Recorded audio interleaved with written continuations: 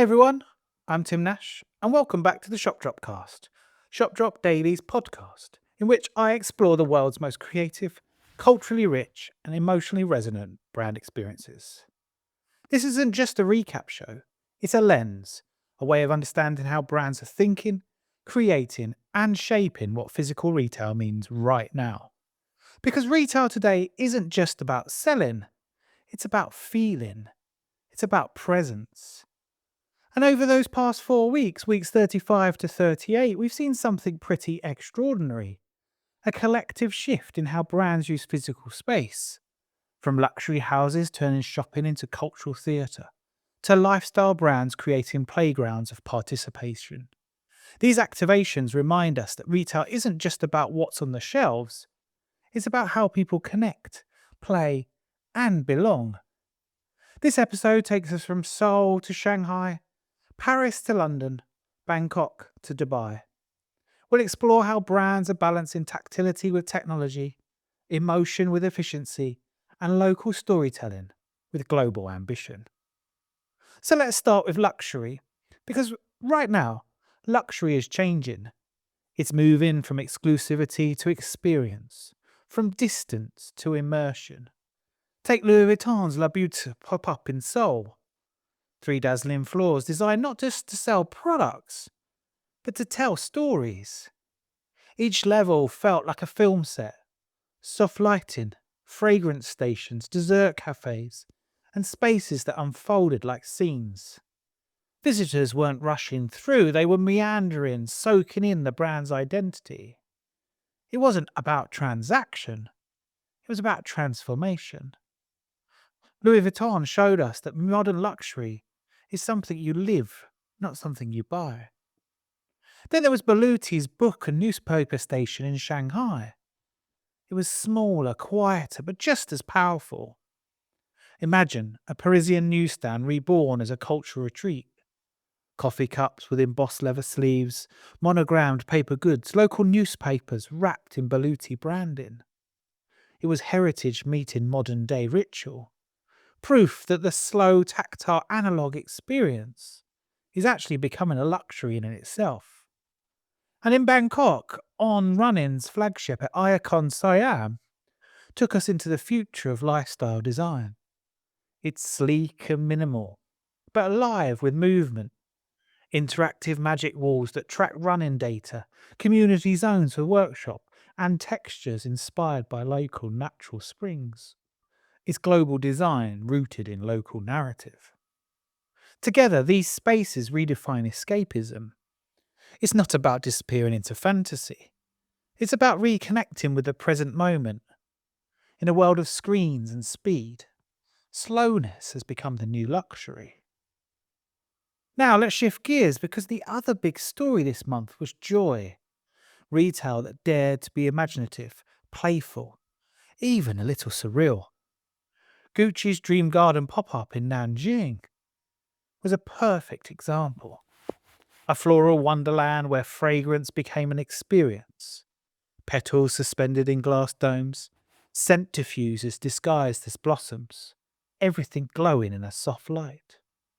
It was romantic, it was theatrical, and it proved that beauty retail doesn't need to be sterile. Gucci reminds us that luxury can still be fun. Then there's Jellycat and their pop-up in Shanghai, which, just like everything else the brand touches at the moment, completely stole the internet. Plushies turned into pastries, counters styled like dessert cases, limited edition toys themed around afternoon tea. Every moment of the cafe was designed for interaction. Pick, pose, post. But what makes Jellycat special is that it never feels forced. It's pure joy, the kind that connects generation, blending nostalgia with novelty. And I love what Café Kitsuné did in Paris, reimagining its space as an airline check-in lounge. Boarding passes, destination menus, baristas as flight crew. It's tongue-in-cheek and perfectly on brand, merging everyday ritual with escapist fantasy. These activations show us something powerful. Whimsy works because it lowers barriers, invites participation, it turns customers into storytellers. In a world of polished luxury, a touch of play can feel like a breath of fresh air. Next, let's talk about how fashion and lifestyle brands are weaving narrative and culture into everything they do. Michael Kors' Hamilton Moderne pop-up at Galleries Lafayette was designed like a high-end hotel. You walk through a revolving door into a lobby filled with live music, luggage trolleys, champagne carts. It's immersive luxury, but it's also self-aware. Kors turned shopping into theatre, reminding us that emotion and aspiration drive modern retail more than price tags ever will. Then we head to Covent Garden, where Marc Jacobs' Daisy Wild Garden transformed the London square into a pastel meadow. Oversized flowers, mirror rooms, and a floral scent tunnel created a multi-sensory playground. It's the kind of experiential marketing that transcends demographic, tapping joy, memory, and escapism. In New York, Dams and Madders in the slow lane flipped the idea of fast fashion right on its head. Held in a cemetery with chess players and old-world ambience, it questioned pace and purpose. It wasn't about selling clothes, it was about starting a conversation. And in Tokyo, Miu Miu's Atheon turned its space into a conceptual archive. Part library, part exhibition. Rows of yellow binders, stacks of design sketches, curated relics from the brand's history. It was intimate, cerebral, and quietly powerful. The insight here, well, storytelling isn't a layer added on top. It is the experience. The best activations are those that make consumers feel they've stepped into a brand's inner world. Now, some of the most interesting activations this month were about connection. How global brands localize through craft, culture, and community. In Shanghai, Miss Dior's story is of a miss blurred art, science, and scent. 6 thematic rooms, from kinetic light installations to fragrance-triggered pathways. Guests became part of the storytelling. It was a sensory symphony that transformed brand heritage into something living and evolving. Then there's Map Lab Venice Beach, a cycling apparel brand that's built more like a social club. Coffee, art, product, and performance all flowed together. It's the kind of hybrid space that builds community loyalty, not just brand awareness. In Dubai, Axel Aragato's flagship captured the modern minimalism the brand is known for. Organic forms, natural textures, and bold yellow accents. But what stood out was the local collaboration.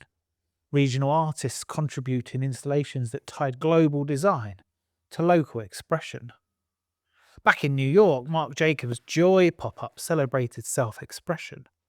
Pet portraits, nail bars, smoothie stations, moments of light-hearted connection that make people feel seen.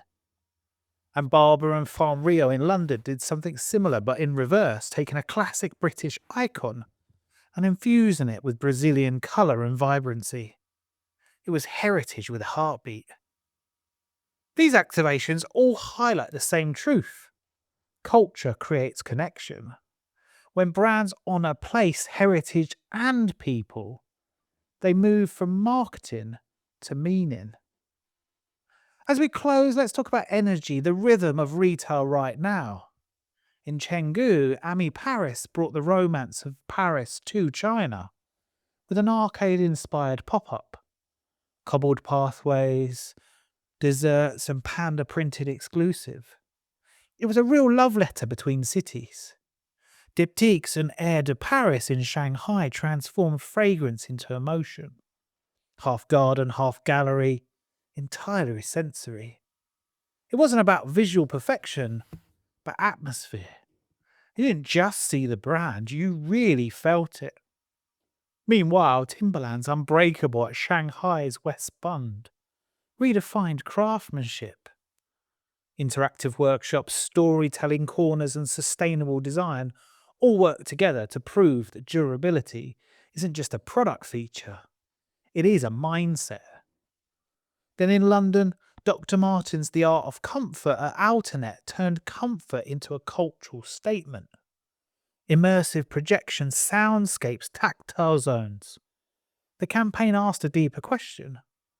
What does comfort mean in a creative world that's constantly moving? Finally, Mont Blanc, the Journey kiosk at Milan Fashion Week, wrapped everything up beautifully. Inspired by Wes Anderson aesthetics, it reimagined the classic newsstand into a cinematic storytelling hub, complete with collectible gazettes and postcards. It was small but perfectly formed, proof that sometimes intimacy creates more impact than scale ever could. So what's the big takeaway from these 4 weeks? Well, that the future of retail lies in emotion, not impression. Luxury is slowing down, culture is speeding up, and consumers are looking for brands that feel human. The best spaces right now don't sell, they stage. They choreograph emotion, texture, and participation. They bring people together in a way algorithms never could. What we're really seeing is a rise in empathetic retail where design connects, culture leads, and presence becomes power. Because when you think about it, every one of these activations, from Vuitton's floating cafe to Jellycat's pastry plushies, well, they all have the same heartbeat. They're not all about commerce. They're all about connection. If you want to explore all 20 activations in full, head to shopdropdaily.com. Make sure to follow Shop Drop Daily on Instagram and LinkedIn for your daily dose of creative inspiration. And don't miss our latest SDD and Me feature with Scene Studios on designing the future of retail through culture, connection, and creativity. In this interview, the team share with me why the future of retail belongs to brands that truly understand both people and place. As always, thanks so much for listening. Stay curious, stay creative, and I'll see you next time on the Shop Dropcast.